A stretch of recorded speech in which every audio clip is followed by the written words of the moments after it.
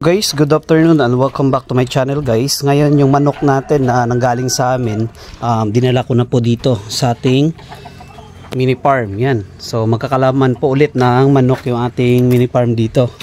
So ito po yung mga breed na dala natin yung kanina na pinakita ko sa video natin na nanggaling sa amin. Ngayon, ito ililipat po natin rito. Bali yung dinala ko lang rito, dalawang lalaki. At saka yung inahin rito, ibabalik ko sa may-ari na kung saan pinahiram niya sa akin kasi nga hindi rin nakapag-produce ng sisiw kasi nahirapan sila nanay at tatay na ganito sa kulungan kasi hindi po masyadong makuha doon sa loob ng kulungan kasi nakalak.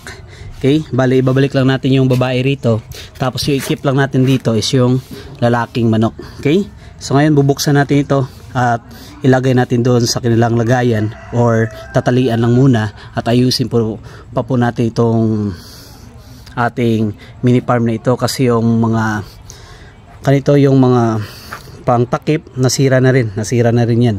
Okay, so ito kukunin natin ito guys.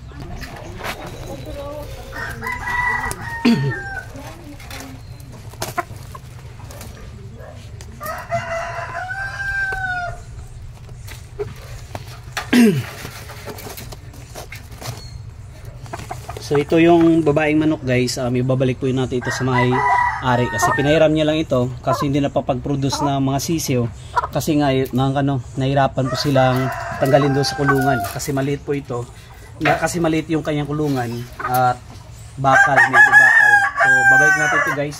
Yung plano niya daw rito sa kanyang manok, i-cross niya dito sa kanyang manok na pinakita ko rin dyan sa video. Ito po yung manok ng ating kapitbahay. Okay, yun po, i-cross po niya dito.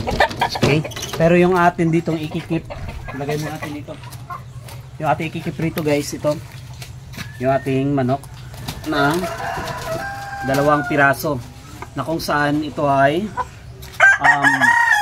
yung tatay nila is 3 times winner na po. Okay,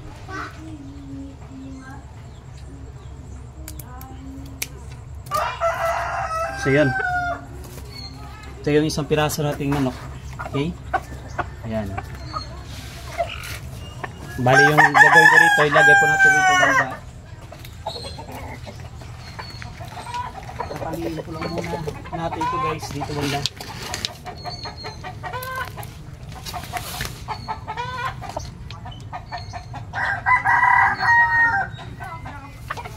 So dyan, tapos yung 1 piraso naman, ito naman yung 1 piraso guys.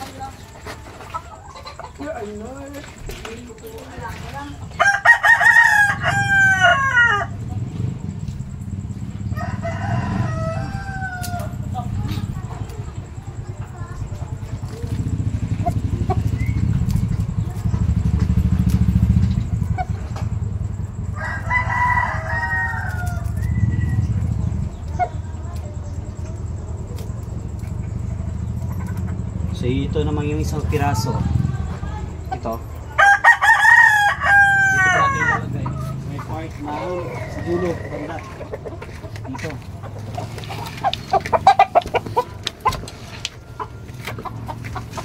Bali dito po natin siya guys ilalagay. Ito sa dulo. Banda. Mas maigi po nakahiwalay po silang dalawa.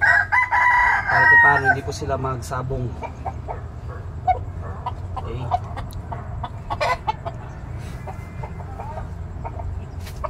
So yan. So yun guys, nakatali na po yung 2 ating manok rito. Yan. So magkaiwalay po sila, nakaharang po ito. Okay, dito ko muna siya nilagay. Pero kasi yung mga manok natin nakakulong ito sa ganitong kulungan. Pero ngayon, first time nila nakalagay dito sa mas malawak na kulungan. Yan po isa. Tapos ito naman yung isa nating manok.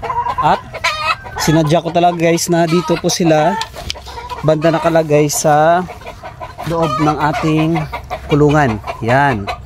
Para hindi po mapasok na ibang manok rito na pagalagala lang, para ma-secure po natin yung ating 2 alagang manok rito. Okay? So yung gagawin ko dyan, i-condition ko muna itong manok na ito. Tapos yung dalawang manok na yan, tapos maghanap ako ng babae na kung saan quality rin or maganda yung performance nila, na performance na isang manok na babae, i-cross ko po sila rito. Okay?